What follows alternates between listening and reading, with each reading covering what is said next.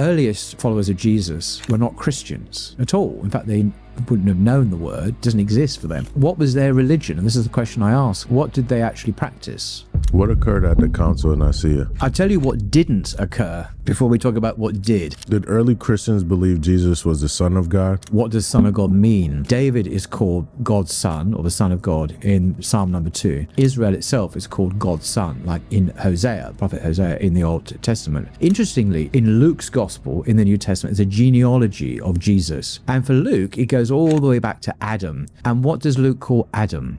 He calls him the Son of God.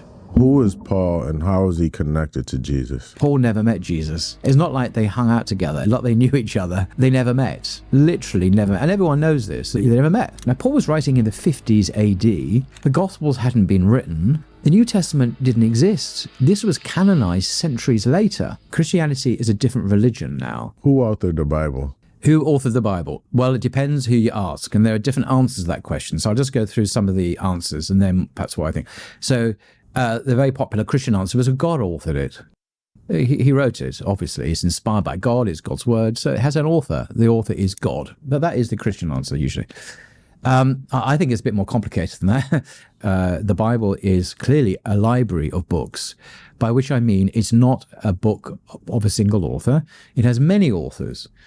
So we have 4 Gospels, which are anonymous. I know they're called Matthew, Mark, Luke, and John, but the Gospels themselves don't say that if you actually read them. We have history books. We have poetry. We have apocalyptic literature like the Book of Revelation or the Book of Daniel. We have letters written by people like Paul, for example. We have books of law like Leviticus or Deuteronomy, Numbers. We have a book of Proverbs, wise sayings, allegedly by Solomon, and so on, and books of prophets, the prophet Jeremiah, the prophet Isaiah, Hosea, Micah, etc., purportedly written by these prophets themselves. So it's a very diverse range of literature. And clearly there are different voices, there are different personalities, there are different historical. So the Psalms of David are meant to have been written by David. Mm-hmm. They actually say, many of the Psalms says at the top, it says, a Psalm of David.